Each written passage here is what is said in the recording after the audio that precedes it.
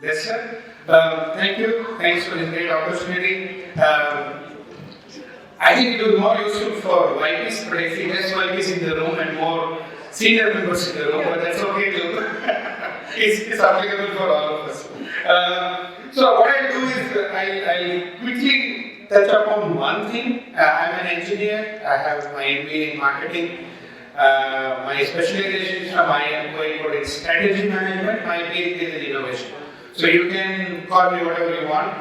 Tech guy, non-tech guy, management, whatever. But most importantly, I promised somebody during lunch that I'll talk about two things about my hobbies, which is of course I volunteer but also draw cartoons and I act. Whatever movie that I have acted is a flop. Okay, so it doesn't work. So there is a correlation there.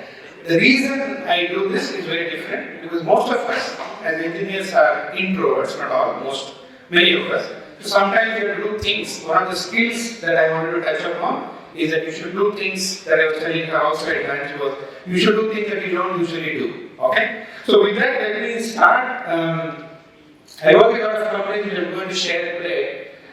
Purpose of business is to solve people's problems at a profit, right? Now the key point is the profit part because business is about profit.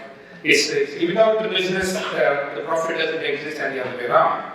Businesses, of course, have to use their product services and we're just talking Sanjay processes to improve how they do business, but also intellectual property and stuff like that to generate. Now what happens is, it is like walking up an escalator which is coming down. At a certain speed, you're in the same place. And if you're slow, you're thrown out. So you have seen enough companies getting thrown out, old, new, young, all sorts of companies, and the average life of companies itself is coming down as such. So when you do the same mapping now, suddenly you need innovation as one of the key skills. Now why this is important is the culmination of many skills when you look at innovation. You generate again new products, new services, and there are companies who just use patents as a source of income. They never make a product, they never make a service as such. Having said that, it is also true, and it is not an exaggeration to say, 2 out of 3 companies, and if I ask you to name any company you saw disappear in front of you, any company that disappeared which you were aware of? Kodak, yeah, there's one. Anybody saw BlackBerry on Netflix? Yes. Please watch if you have not watched the movie. It's very interesting. And there is a statement which comes why BlackBerry chose what they did and what happened after that. So it's very important to understand this is very realistic. Because the first skill, if you look at the World Economic Forum Future Skills Report, there are 20 of them. Okay? In some reports there are 10 of them. 1, 2, 3, 4, 5, if you take is creativity, critical thinking, analytical thinking, complex problem solving, and something called active learning. I'm going to touch upon all of them. So just as a precursor to what is going to be expected. He said, we didn't do anything wrong, but somehow we lost. This is the most important statement when it comes to complexity of the word play. Right? You don't do anything wrong. You may not do something right. Now there comes the problem, the starting point. Right is very subjective, right is very contextual. So when he said this, he actually meant that 220,000 plus patents to 220,000 plus patents company just collapsing like that, right? Because the whole point here is the connection is what the skills we need to develop is this skill between connecting innovation to business. Actually speaking, making innovation is easy if there is no business involved. If you don't have to sell your innovation, it's much more easier. So when I did my research, I figured out that the skilled innovators is a very small population. And in fact, in our research, it came out that it's only 4%. And this is pure serendipity. They don't know why they do what they do. They don't know how they do what they do. They just know that they can do it. Right? So this is a problem area because 96% can do, but they don't know how to do. Think of it like this. You have a good voice, but you don't know how to sing. Okay, that is the loss of potential that we are talking about. And same with startups as well.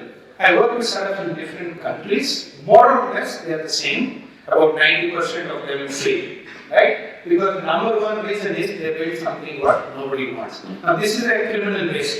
Because you have the potential and you know how to mess it up. And that happens to the best of people, smartest of people. I work with people with 3 founders, each of them with 22 years experience, we talk about 60 years experience, and they still get it wrong. Now, this is where the point comes of what do we do now? It's a kind of a wake-up call, right? Yeah. And just go back if you didn't see it, because it's very important that you see this. This guy. The problem here is, the guy is clapping. He has no clue why he's clapping. He has to look right? He has to look okay. So he has to be in the picture. Everybody's talking about something, I should also talk about something. So that could be technology, that could be innovation, that could be many things. The problem here is many of us get into this mode. So we use the right words, we say the right things, but do we have the right skills? So that's where I'm coming to as well. This is what I mentioned. I just put the same 5-year in big letters so it's easy for you to read. Analytical thinking and innovation, active learning and learning strategies, complex problem solving, critical thinking, analysis, creativity. Now these are the skills that you need, whichever company, whichever university, whichever job you are in, whether it's government, private, industry, etc., etc. And these are something that you, if you observe carefully, it's not in our syllabus. We don't get trained. We somehow try to learn if we can try to learn something. So I touch upon these things and then see. First and foremost thing is to understand in a lot of these discussions about technology and innovation and the skills, there is nothing called right or wrong. So what is there? There is something called useful. Now when you say useful, it is also imperative to know if it is useful, there is somebody who finds it useful and there is somebody who does not find it useful. So everybody is not your customer, buyer, etc. So don't be under the impression that there is a universal solution and there is a universal whole globe is your customer base as well.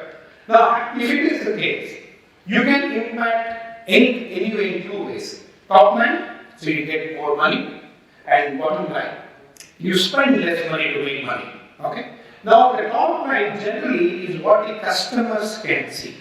Just imagine a car, because all of us can relate to a car. You make a model with sunroof, maybe 2 sunroofs and one without sunroof, and then you ask the customer, hey, if you want to buy the one with 2 sunroofs, you pay more. Or use the same example, you introduce a robotic painting for your car and you end up with less wastage. The customer doesn't see, but you know that your quality goes up, your wastage of paints goes down. Now, which one should you use, whether you are in an industry or elsewhere is, you don't have to choose. You have to do both. You have to, because the gap between this and this is profit. So you need to keep widening the gap, so increase the revenue, reduce the cost. So anything that you do should be anchored in this, because remember, business is to make profit. Okay?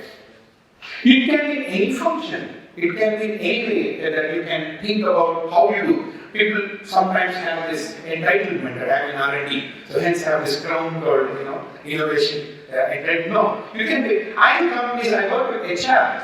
HR teams innovation. Okay, so one of the things in India, for example, they introduced something called, if you stay near to the company, they'll pay you a little bit more extra. Because then you don't have to travel longer, there is no buses commuting, there is less of pollution, etc., etc., etc. So irrespective of the function, you can have an innovation. 2018, this patent came out. This is just a cardboard, no IoT, no GenAI, no digital twin, no software, no hardware, no technology per se, cardboard technology, folded in a certain way to carry 2 pizzas, 1 soda bottle and some tissue paper and napkin and sauces. Asking price, non-mutual exclusive deal was $1.5 million. $1.5 million for a cardboard folded in a certain way. Now you might think, why would somebody pay that? If your business is, like BlackBerry, the Nokia, the Kodak, if your business is selling pizzas, 2018, if you remember, the sustainability drive became too big. So if you have to sell pizzas, you have to sell it in a certain sustainable package. And this was the guy who solved the problem for them. So the value of this was extremely important. I need some volume on this. There are 2 videos. I'm going to show you 2 videos. Maybe put the mic or something. I want you to tell me honestly what do you think about it. Okay? Okay, this one doesn't need while you're facing.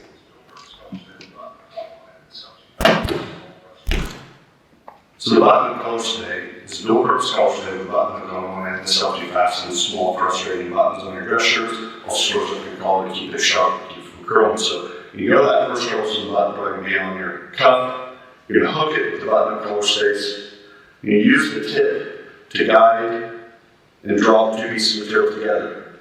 You push it through, and you give a little spin and it pops the button right through. Next one will be this top button on your dress shirt. So you hook the button to the button, you can use the tip to guide and draw the two pieces of material together, and you can just pop through, give a little spin, you just button your own button. No frustration, no asking for help. You store it back up in your dress shirt collar to keep it looking sharp, close to hand for the rest of the day. I see some of you smiling, so I think I get the answer. But anybody wants to say, if you want to buy this, will you buy this? When I say buy, I take a few hundred yens out of your pocket and give it to me. You can exchange for this. No? No? Yeah? Usually you will always have a customer for everything. Okay? So don't get it demotivationally wrong or anything. I always give this example. If you say in consumer market in India, it's too popular. Women's face wash. The face wash doesn't know which skin it is on. But you still have to believe that it only works with certain kind of, So, actually one more video. Let's see what you think about that.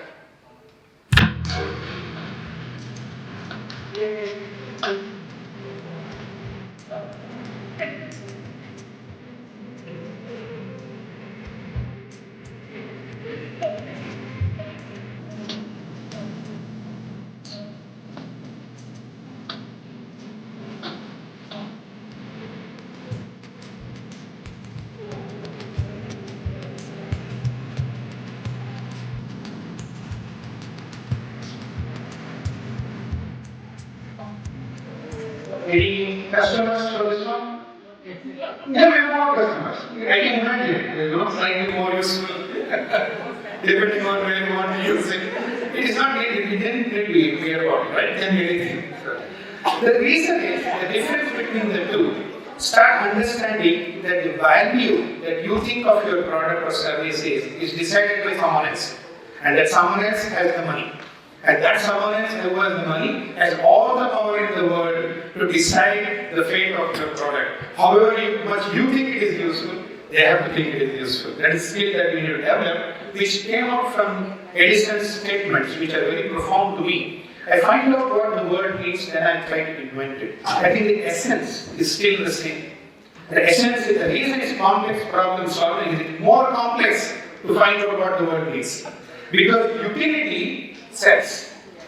Zig Ziglar, if anybody of you know, or if you don't know, write out a term called Zig, Z-I-G, space Z-I-G-L-A-R, gives a very profound statement of how to understand this. If you want to sell something, you have to tell. Okay, if you want to sell, tell what, how it benefits. So that benefit is what people pay for. Okay, you have telephones from a couple of tens of dollars to hundreds of dollars, right? So this utility is what you have to figure out all the time. There will always be customers who don't want your product. At the same time, if you want to build utility with customer, he brings or she brings to any company that you work with some money. Okay, you will pay money. You go to a shop, you go to a service, you pay money. What does the company give them back? Is value, we think, which is perceived maybe differently. Okay? Our value is not equal to their value. When we make something, we feel very proud. I always tell innovators and engineers feel they need a red carpet welcome. Right? Nobody needs a red carpet. If you want red carpet welcome, you have to carry your own red carpet. Then you go wherever you want, walk and roll it back and take it with you. Red carpet is only when they see the worth for their money. That is coming through their product or service. So they expect your product or service to do something that is important to them. Think like this, if you are a diabetic patient, they need to prick their little finger for testing, that's one way. So if there is another solution like a patch, there is another way. So there is always somebody who wants one or the other. Having said that, it's also important to know that you will get close. Sometimes you will not get close, but that's where the success is. Not on the maker side, but on the buyer side. This is the essence of what you do. Because whom, we always have customer for every product. So the word is not what we want. Second thing is the critical and analytical thinking skills. This is a very nice statement. How do we count the number of people in the room? Can somebody suggest? Suppose I want to know how many number of people in the room. 50? How do I count? Ideas to count. Head count, okay. Raise hands, okay. Let them just count a number. They count the number, okay. I'm still waiting for the engineer answer. Drone or something. Matrix, here comes, yeah. Table was check, yeah. So 5 ideas in 20 seconds. But none of you asked why should I count the number of systems? Because we always do this. We are in a hurry to solve. Why he asked? Yeah, I will ask 100 things. Who do you go to when you want to fix the problem, the right problem? So this statement says it's not the solution. We can solve it. We can solve it in more beautiful ways. But which should we solve? Which is the more important one to solve? That we will not be able, because we have not been taught. Not that we cannot do this. We have not been taught how to find this problem. It will take long time to explain, but short answer is, tech companies are run by non-tech CEOs. Because CEOs know what question to ask. Okay? Having said that, again, strength of the problem that you pick, okay, not anything that is solvable should be solved. The strength of the problem you pick decides the impact of what you do. So they are positively correlated. If this is a weak problem to solve, there is no impact of your solution, however beautiful, however techy that solution is. Okay? Now there are two kinds of problems that you will have to encounter if you want to be future proof. One is problems in the present. Let's call it the current problems. They exist today. Okay? Those are the problems that we face today, and we can collect data about the problem. Second one is those coming in the future. So we don't know how exactly they will come, how big they will be, how difficult they will be, whether they will come at all. So they are very speculative things, future problems. For example, if you say current cars, there are certain problems. If you take autonomous vehicles, for those of you aware, it's fine. For those of you not, autonomous vehicles do not have a steering and hence do not have a driver. So after this session, I want to go back to the hotel. So I go down there, imagine future when there is an autonomous vehicle. An empty car is coming to pick me up. It meets with an accident. So who should be arrested? Those problems don't exist today because we don't have a driverless car today. Right? So the important point is, these are the areas which will challenge you more. If you are skilled to plot this, understand this, and intercept this, you are going to be very future-proof as well. Because this is where I want you to remember this slide. On the x-axis, I don't know if you can read from the back, x-axis is the problem, the need, opportunity. Known and new versus the solution, known and new. You are all very good in this zone. Otherwise you wouldn't be sitting in this room in the first place. Okay? This is you do it at sleep. The second zone is number one, called a new solution for a known problem. You want to try something new, something different, something better. There's still something extra goal for you. Zone 2 and 3 are very important. New problems. Start thinking, how do you find new problems? What happens if Gen AI takes over? What happens if this happens? What happens if people are sedentary? What happens if people eat more of processed food? What happens if they don't get de-stressed? There will be hundreds of new problems. Now the category 3 is even more stringent, is new problem and new solution. There are new paradigms that will come up. You got to change and discuss all 3 zones for yourselves. Don't restrict yourself to the left side. In fact, practice more of the right side. The industry, for example, the research, if you think about hypothesis, that's right there. So, whole future part of your skills does come back from the right side as well. It's very important that you are prepared for this to do that. The idea again is how do you use creativity and innovation to solve this. Now, is a very profound saying, more applicable today, that information is not an advantage today. Okay? If you Google, if I Google, if you do ChatGPT, if I do ChatGPT, it's going to be anybody's information. But looking at the same thing, okay, but thinking something different, that is going to be your future skill. Your value addition is going to be how different can you think. Now this is where the trap is. The more you get experience, the more you get successful, the more confident you become, the less creative you become. Okay? I don't have time to show another slide where the graph of creativity goes down. But creativity is not a radioactive material that is, decays over time. It's just something that you don't use. Okay? The same way, the more experienced and successful, the less differently you think. Because I have done this, it works. Right? Now that's where it doesn't work. Just watch the middle. You know this game, right? Watch here.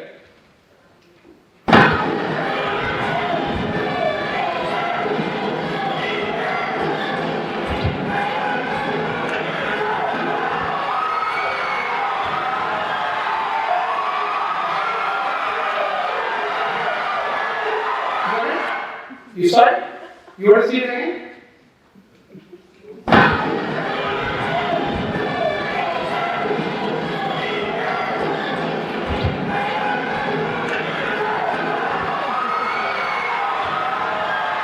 What is wrong with this? Nobody said you should walk slowly. You cannot walk slowly. You can walk, but everybody says that's not how usually people do. But usually what people do is the try. Because we have been doing like this, so we continue to do that, and hence we expect miracles to happen. It doesn't happen. So when you look at problem and opportunity and need, there are two ways to do that, to get to innovation. On the left side is more analytical approach, more a rational approach, is you reduce the probability of the event occurring or the impact if the event occurs. Let's go back to the car example because then it's easy for you to continue to imagine it. Reduce the probability that there's a lot of innovation, emergency braking systems. Okay? So the car decides when to brake, seeing it as obstruction. Or airbags is another innovation. If the accident happens, how to protect the people. Okay? On the right side, it's very different. It eliminates the problem. It tries to eliminate. As you can see, this is much more harder than this side. This is easy because we are also trained. If you ask a right-handed person to write with the left hand, it's much harder. Very similar to that. Just because we have not done it does not mean we cannot do it. Just because it is hard does not mean it's impossible. Okay? Please understand this again, a skill you have to practice. How many of you know which shoe do you wear first? Left, right, left sleeve, right sleeve. Do you know? First thing is knowing. There is a pattern. Most of us have a pattern. Okay? Second, you know? There is no reason. It's like a habit. Okay? It's like a habit. We normally do which pair of shoes we have in our hand, like left or right. We normally do that. Okay? Just observe for 3 days and then whatever you do the opposite. Because the first one is more important than the second one. You could be right. People might have, I have worn 2 different socks and 2 different shoes once. So it can happen, I agree with you. But the pattern that you need to develop is to be aware of how you do things. I'll come to that also. You are ready for a quick exercise? Yes. Okay, no pen and paper. Okay, no pen and paper. A bat and a ball cost $110. Okay? A bat and a ball cost $110. The bat costs $100 more. What is the ball cost? No. Bat and a ball, no pen and paper, cost $110. Okay? Let's say 110 yen here in Japan. Bat costs 100 yen more than ball. I want you to tell me cost of ball. Please answer, each of you answering will be very revealing about what you said. 5. Okay, how many of you say 5? Answer A is 5. How many just raised? 1, 2, 3 only. Okay, 4. Okay. Any other answer? 10. Okay. Thanks, Rakesh. I needed a 10 category. Any others with Rakesh? Please answer. Don't hesitate. It's not a trick question. Bernard, 10? 10? Okay. 10? 10? Very good. I wanted to see also. It depends. Any other answer? Second? 5. Okay. 5, 10? Depends? Depends. Okay. Any others? It's free. Free. I was waiting for that. Somebody should say it is free. Yeah. It's 0. This was a psychology test done by a psychologist. Anyone wants to answer more? E? Answer E? No? 10?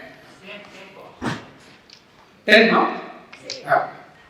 Any other, apart from A, B, C, 5, 10, it depends and free. So we have practically everything. So the psychologist test was designed to understand how we process information. Same information is available to all. Okay? Those who got 5 are the analytical type. I don't know, probably put X is bad, Y is ball, X plus Y and then is it correct? Yes. Yeah? And you have to put back the X, then you still have to work. X plus Y to correct? Now come to the 10 guys. They are all of them are together. Second, I also tell that 10 guys, 110. What is there to check? There is nothing to check. 110, 110. Next one. So we go to we are very intuitive people. Then, C and D I don't know, but psychology. They are very creative.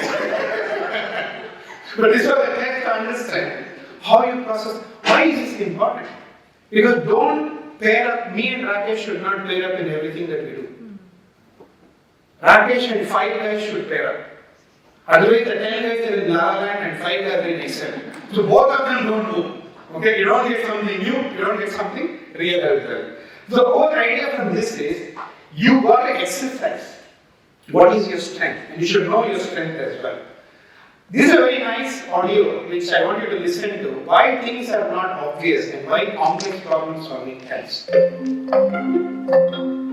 Tendency is about problem solving. It's really what it is.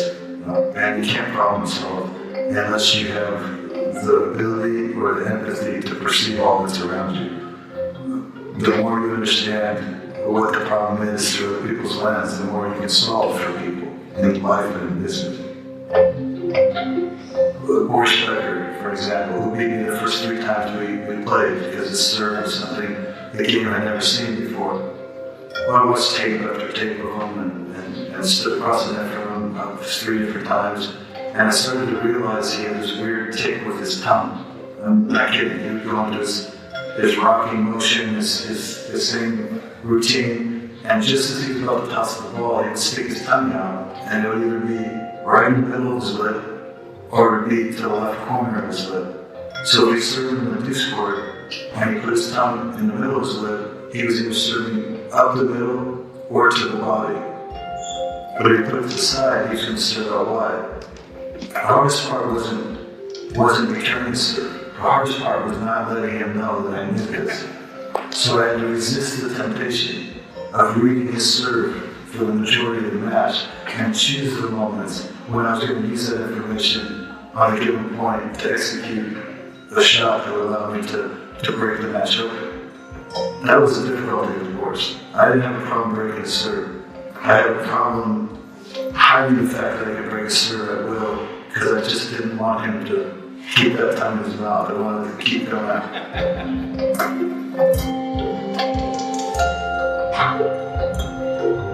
So I told Boris about this after he was retired, because I just showed really good judgment for my own self-preservation and didn't share this with him before. I told him at Oktoberfest, we went out in Oktoberfest in Germany and had a pint of beer together, and I couldn't help but say, by the way, did you know he used to do this at Koushik? He fell off the chair, and he said, I used to go home all the time and just tell my wife, it's like he reads my mind. And he said, little did I know you were just reading my tongue. So, what does this tell you? This tells you that there are things that are out there which is not easy to pick, but they are there. So that's where the ability to pick, this is what is called the variable selection. Let me illustrate it this way. If I have to go from point A to point B, I have 4 possible routes. A red one, a green one, a blue one, and maybe whatever, sand, magenta, whatever. Which route should I take? So let's say the green one. Which route does Google Maps give you?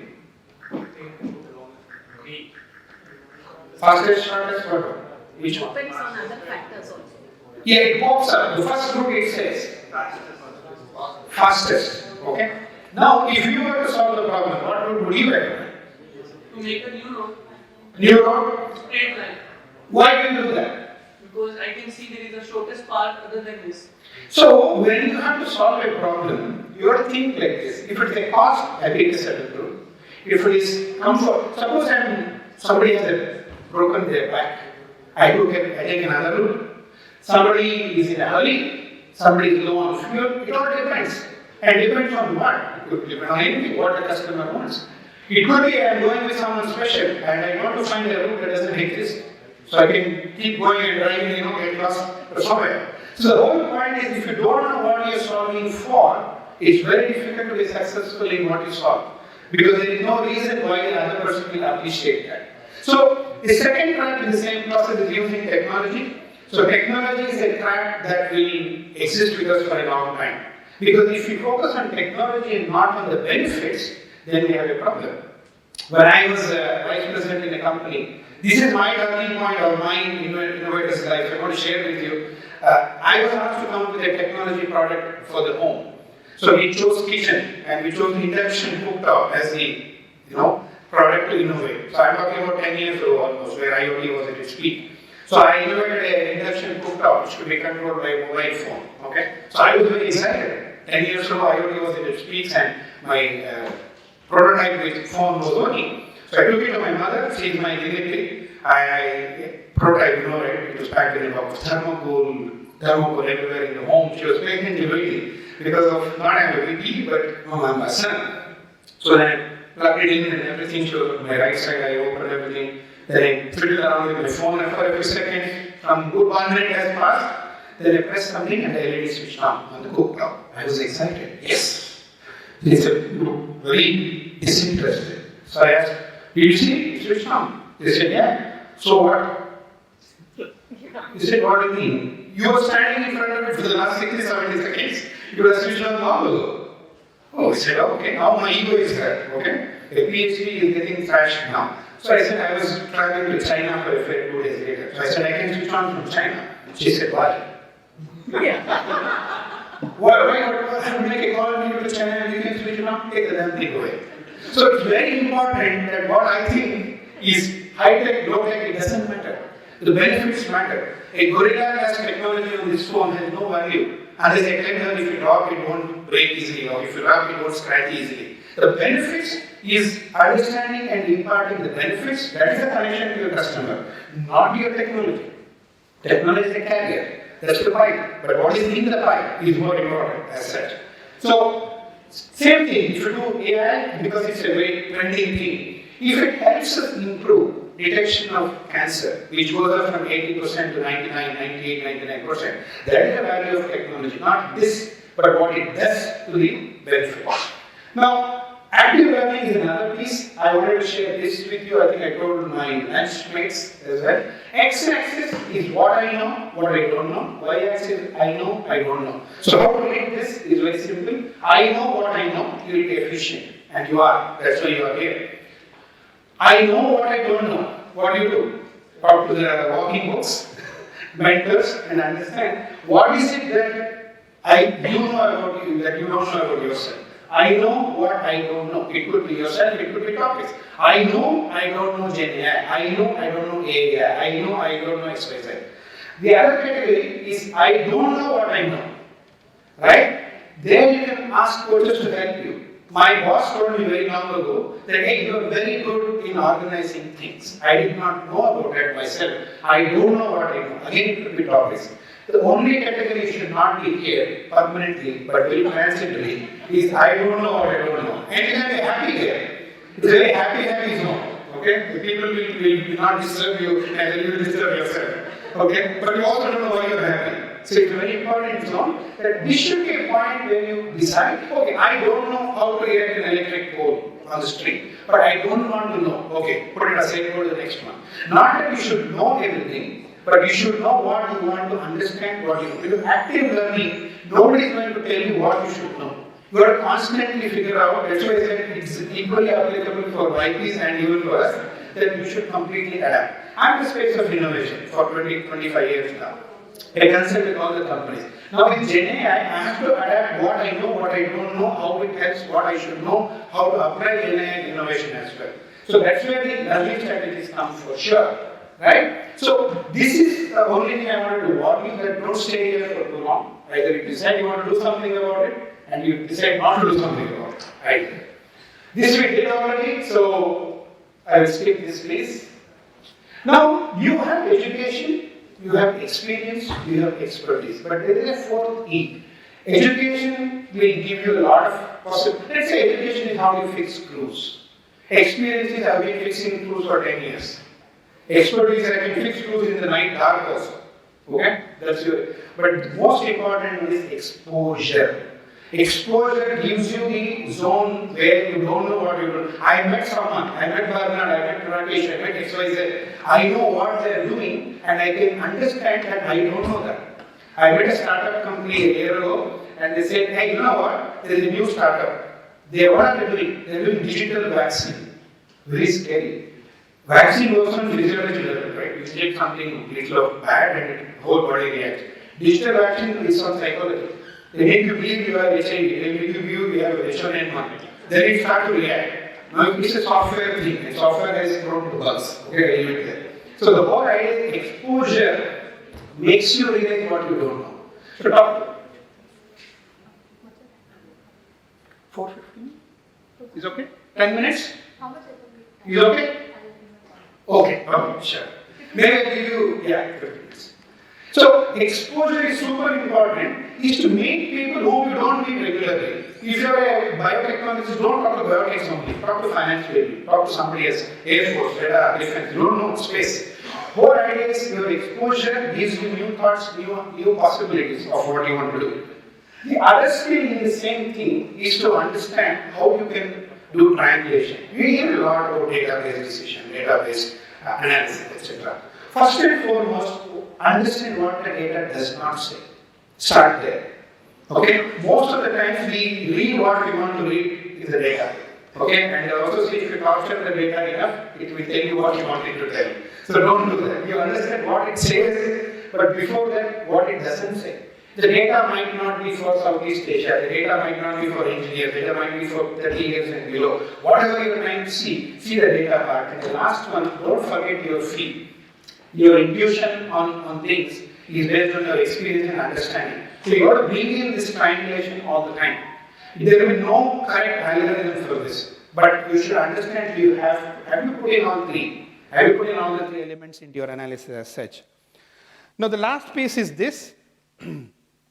When you have a possibility to innovate something which is high in utility or low in utility, or the novelty is high or low, where do you want to be? You want to be having a high novelty, low utility, or where you want to be in this graph? High? Both high? Exactly. And it's not always possible. So if you see, there was a patent analysis done, and 95% of the patents are major innovations or minor innovations. Only 3% plus 2, 5% were pioneering breakthrough innovations. How many patents could be in an iPhone 6? Or for that matter, BlackBerry 93X, it's extinct now, but what could be the number of patents? More than 100? Okay. 200? Okay, double it. 20,000 plus patents in iPhone 6.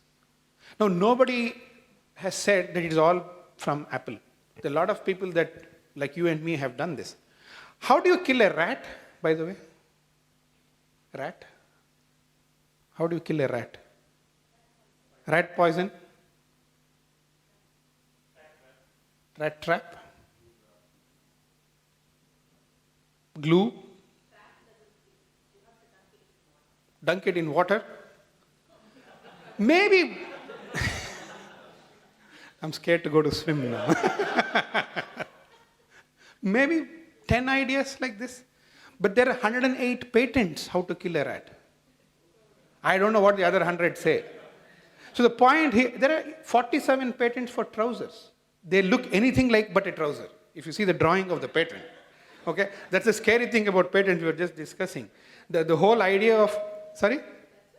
It's a patent. Thanks I'll take 30 seconds for my story. My first patent was in Philips when I was doing the world's first flat TV. So I wrote a patent and I submitted to the patent office. Then a month later, a guy came from the patent office to see me. He said, you are so and so. Yeah, I want to discuss about your patent. Okay. Then he gave me a paper. He said, this is not my patent. He said, this is your patent only. I have written it like that. Sit down. So the patents are something that the novelty has to be caught in all sorts of utility. Okay. If you have a choice, be here, like you said rightly. But if you don't have a choice, never compromise utility over novelty. Don't be glad that you have something new when there is less utility in that. Forget it, junk it. Okay? The utility is the most important factor. I always, even when I'm in the academia as well, part-time. So I tell the professors and the PhD researchers especially, your outcome of the PhD should be already known to you. Okay, when the carbon composite fiber came, they did not know they will build a Dreamliner one day with it. But there should be a possibility to build a Dreamliner one day. That should be in your head at least. Okay, the whole idea is that utility is much more valuable than novelty. The second point is context. Context is super difficult and super important. Context is where you understand the situation your way. We discussed the 5, 10 and other guys, right? How do you understand a given situation is super important.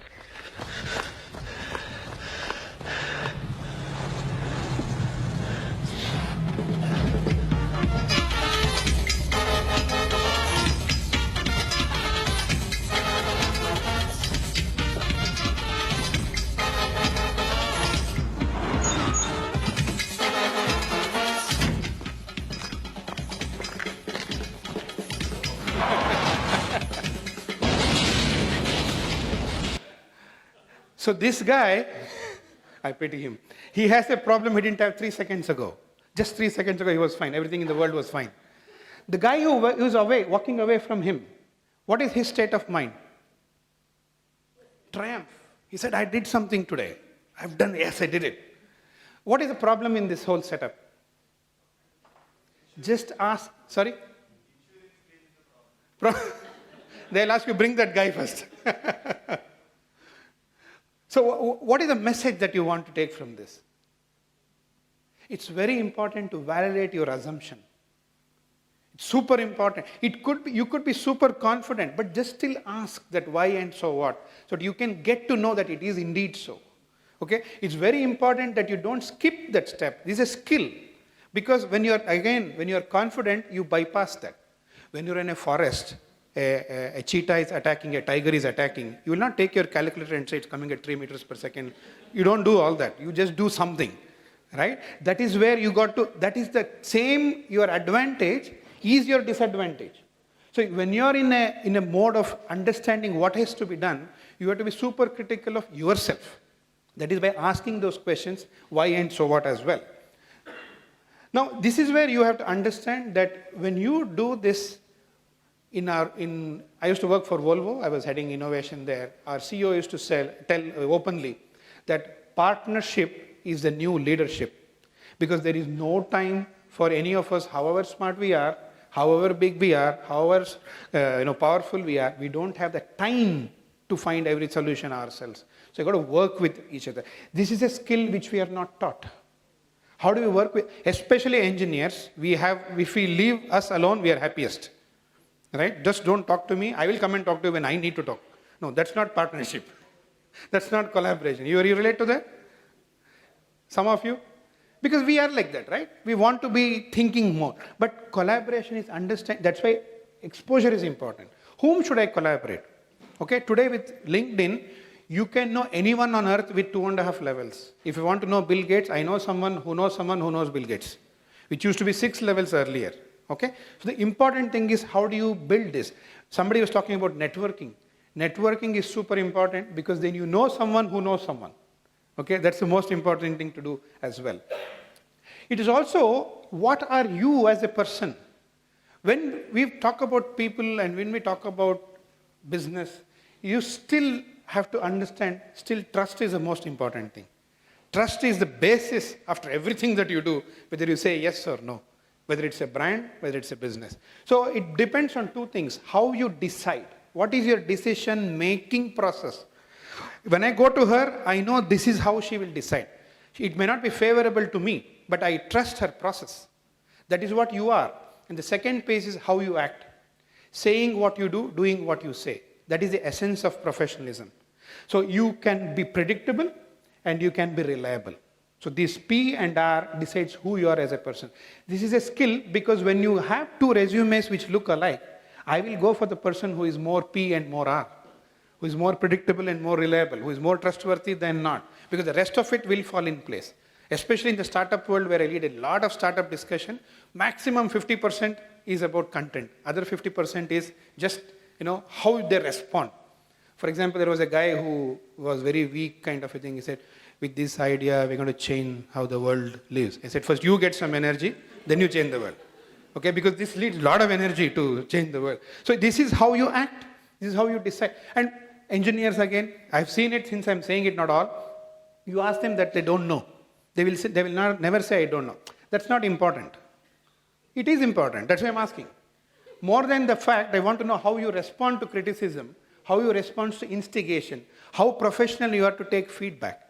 Okay? I would rather say, why do you ask this? Is a fair question. Don't tell me it is important or not to me as a jury, right? This is where it comes to. If you want to have the cheese, okay, well, let's forget about the 108 patents, okay?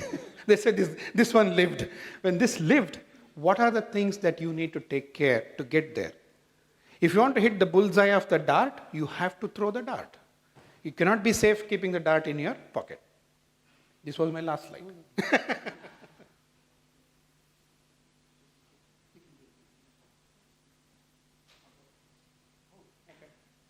Okay, I'll try. Sorry, I'm asked to extend. So what I was saying is, if you want cheese, you got to go get it. Okay? Nobody is going to give you on a platter anything. And today's competitive world makes it more difficult. So this was my last slide, but let me see. Any questions so far, by the way? Sorry. Maybe let's start with that one. Yes, sir. I just want to understand a bit about your slide. You have two axes. One is innovation and other one is utility. And then on another slide you had shown something to understand first the condition or the situation, what you are. There is a problem which is when you check whether this problem is. So I just want to mark these two slides and wanted to understand your opinion. That you said in that slide you have to access innovation and utility. Novelty and utility, yeah. Novelty and utility. So let me ask you, let's say someone already decided that he wanted to do something with technology. And he like a very good researcher but don't want to make profit out of it, but just wanted to understand something, and he knows that utility of this thing may be not good. And he, at that point of time, he don't know what will happen to him. So for that person, your circle moves there. Fair enough. See, impact is not equals profit. I can still create impact without making profit. For example, if you want to help blind people walk in a busy area, or people who have impaired vision walk the street carefully, or kids, I can do. Okay, let me ask it this way. I'll come back to that question. I talked about autonomous cars, right? There is a real problem. Anybody in automotive world? I think I know a couple of you were. So there is a big problem running around in the automotive world. So imagine autonomous car is a driverless car. The driverless car is going in the street, a narrow street, let's say, at a certain speed. Okay? There is an old lady coming from the right and a young girl walking from the left. If, based on physics, based on the momentum of the car, the speed, the braking distance is further than the crossing distance of these two people. So that means it will hit somebody. The only thing available to you is to steer left or right and hence hit the young girl or the old lady. Which one will you choose? No profit, okay? Right. So, hit both, okay? I'm trying to see what can you minimize. This is a real problem, this is not a hypothetical problem. So if you, at the speed you are going, you will end up crossing that point where they are crossing the road. So you'll hit one of them. If you swerve right, you will hit the old lady because she's just starting to cross. If you swerve left, you will hit the young lady and the old lady will save herself.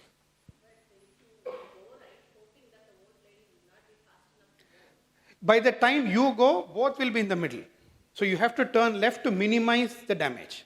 Whether you're going to turn left and kill the young girl or go right. Sorry, I'm laughing because I know what is going to happen now. So what should we do? Your friend, what he will do?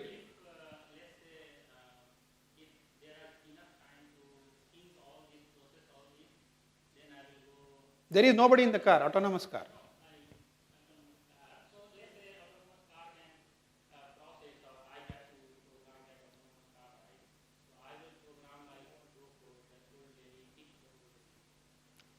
Okay? I will make it as a random variable because the nature knows whose life is at stake and whose life is not. So I will make it as a random variable. The system automatically picks which one to left and which one to right. Okay?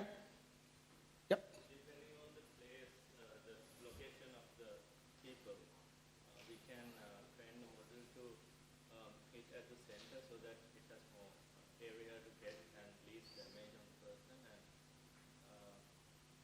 Okay?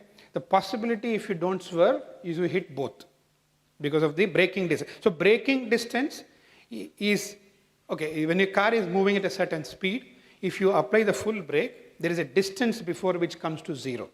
Okay, before that applying braking, there is something called a thinking distance. The moment you see something and decide I have to brake, some distance would have elapsed. That is called the thinking distance and then the braking. So totally it's called a stopping distance. So stopping distance is beyond that crossing point. So it will hit. That's why ma'am was saying. Now your only choice possibly is how can you minimize. So one will hit the old lady. Okay. Yes, sir. Another mitigation feature would be to have hold a cord and they might stop. Okay. So emergency braking systems are exactly like you said, indeed, thank you.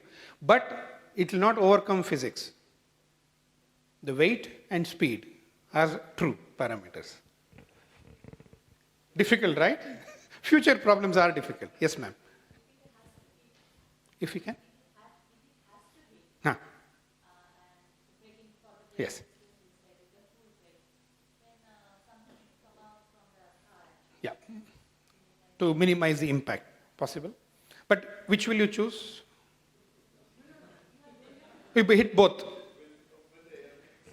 No, you are saying like a airbag or something. It exists. So what I'm asking is, you will still go straight and both of them will be on the airbag? Okay. Okay. Yeah.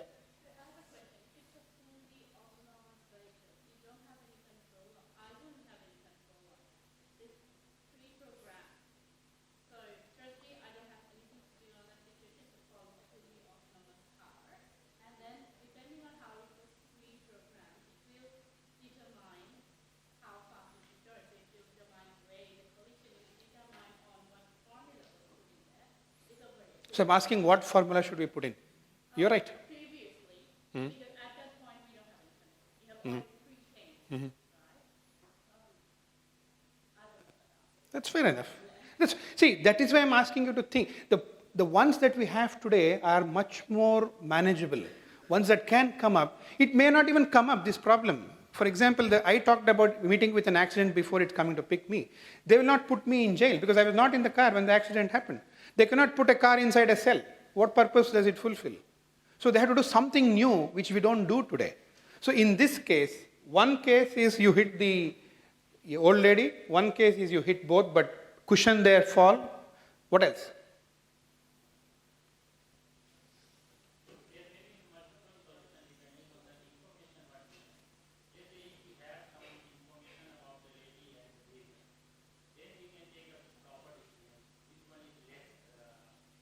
What more do you want to know?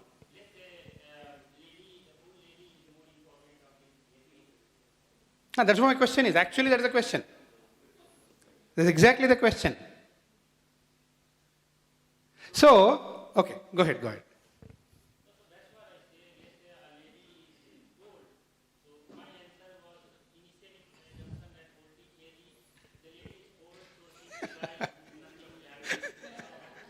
Thank you so much. I'll tell you why I'm thanking him. This was a real use case that is still not completely solved. But it was given to 3 regions in the world. And 2 regions responded opposite. And coincidentally, when it was given to the Japanese automotive engineers, they said hit the young lady. And the reason was, in this country, like ours, elders are respected. So we respect her, let's not do any harm to her.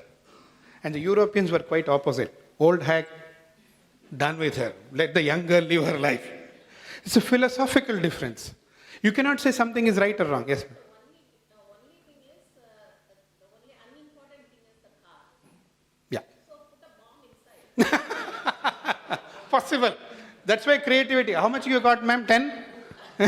You're a 10 person? I can see. It's possible. So what I'm saying is there is no solution that is 100% sure, 100% guaranteed. But what I'm saying is these are the things that you have to start thinking how to deal with ambiguity, how to deal with certainty. Engineering is deterministic, but your future skill is not going to be deterministic. It is never going to be deterministic going forward. All of these skills are something where you have to consider what you don't like as a very possible outcome compared to what you want to do as a philosophy. So if I'm doing an autonomous car, let's assume I have a stroke version for Germany where it hits the right side, old hag, or where you have a Japanese version where it hits the young. So that means suddenly you have to think of more complex situations. That's why I said complex problem solving. Not just problem solving. It's complex problem solving. So it becomes very difficult to manage. But this debate can go on, I know. Any other comments, questions? Yes, sir.